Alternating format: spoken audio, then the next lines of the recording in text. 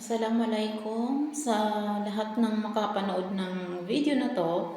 Ay advance na akong humihingi ng pasensya lalo na po sa mga anti-Duterte.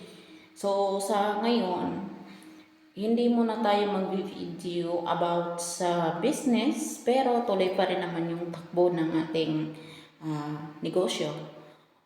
Dahil sa nalalapit na election, so gusto ko lang sana maglabas ng opinion or yung sarili kong opinion. Yan. Para sa akin, ito lang ang gusto kong suportahan. Sa ngayon, kasi hindi ko pa naman napapanood lahat ng mga kumakandidato sa senators, congressman, at ano pa man yan. Number one, siyempre, Duterte. Basta Duterte, dyan na yan.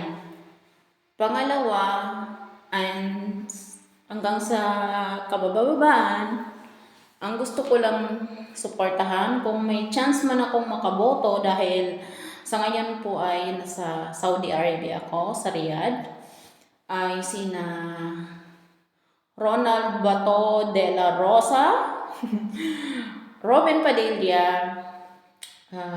Congressman Rodante Marcoleta, syempre si Yorme. Kasama po si Yorme or si Isko Moreno Dumagoso, Muka Oson, and sino pa ba?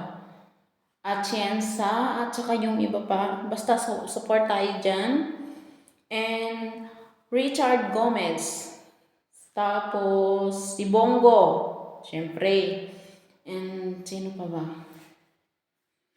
Basta po, lahat po ng ini-endorse ni Pangulong Rodrigo Roa Duterte, kung may chance akong boboto, sila po ang iboboto ko. And konting opinion lang naman about sa nangyayari.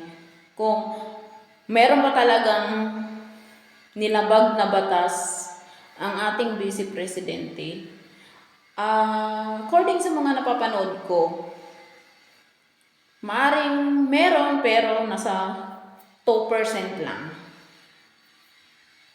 Yung ano ko lang. Pero kung sa akin talaga, wala. Kasi ang pagkakaalam ko sa confidential fund, ginagamit yan sa mga bagay na yun na lang yung tanging paraan para walang madamay na mamamayang Pilipino or mga civilian, walang madadamay. Kaya pinapadaan sa ganung proseso. Yun yung pagkakaalam ko lang. Kasi ganito yun. Pag nilagay mo naman talaga yung totoong pangalan ng tao, hindi lang siya yung magiging delikado, pati pamilya niya magiging delikado. At saka hindi naman illegal yun eh.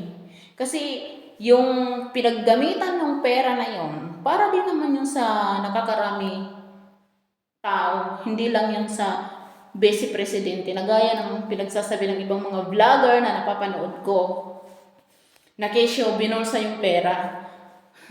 Ganito na lang. Tingnan natin yung mga standard or kung anong meron yung mga nasa kongreso, nasa politiko. Yung mga Duterte, hindi mo man lang makita na may mga bagong ganito, ganyan. Samantala yung congressman lang ha. Grabe, ang gagara. 'Di ba? Yayamanin. Pero wala naman malalaking negosyo na masasabi natin sa isang araw nagkaka-income ng 1 million. Buti pa sila Rosmar kasi malaki ang kita niyan eh. Pwede yan eh. Masasabi mo pang oo. Pero yung sila, I don't think so. And then, ito pa, sa PhilHealth, ang sabi, pinaparusahan yung nasa PhilHealth. Sino ba yung gumagamit ng mga binabayad namin mga insurance? Yung nandun lang po ba sa PhilHealth? Yung taong bayan yung gumagamit nun. Ba't sila pinaparusahan? Pwede naman palitan eh, kung yun ang problema. Kung maaaring palitan, bakit hindi na lang ganun ang gawin? Bakit dinadama yung taong bayan. Sa dami ng tao, yung mga nagbabayad, ang laki. Ang laki ng naiipon tapos gano'n na lang yung gagawin. Oh my. 'Di ba?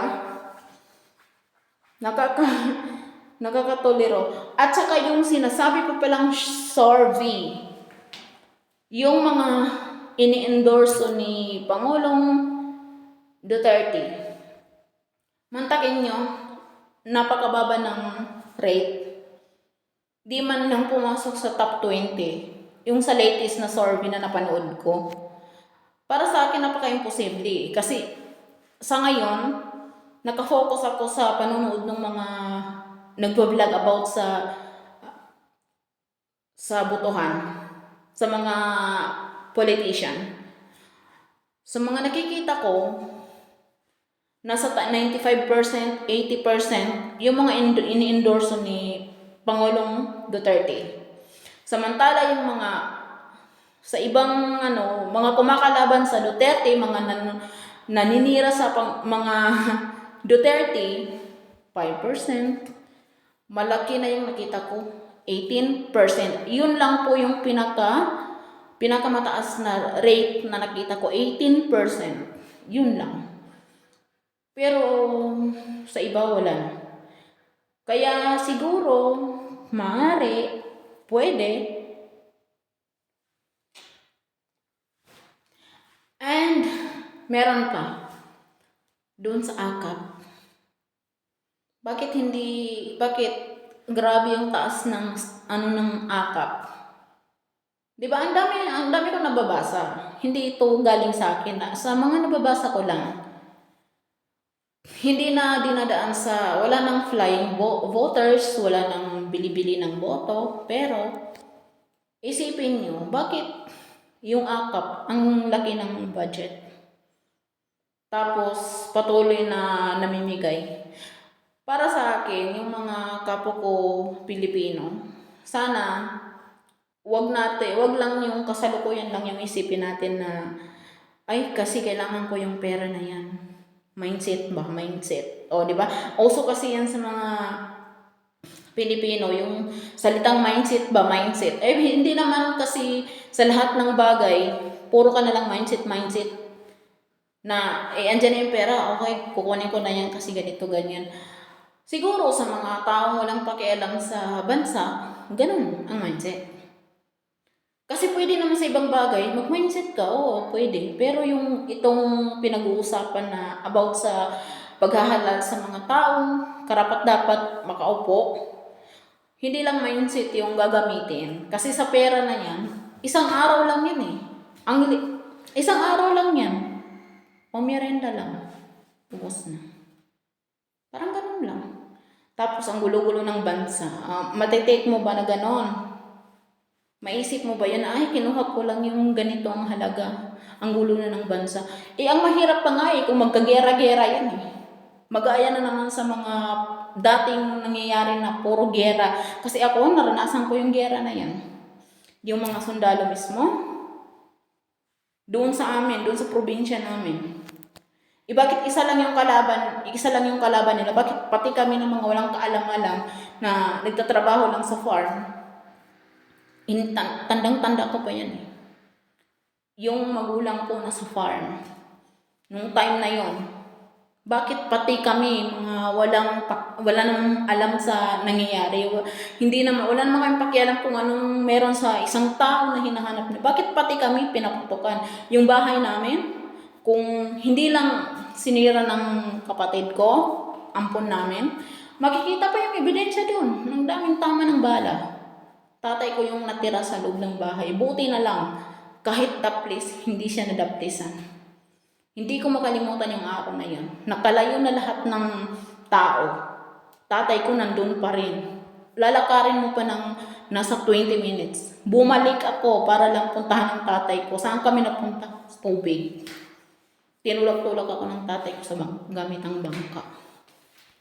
So, wag na nating gawin na maulit pa yung mga ganung nangyayari. Be wisely.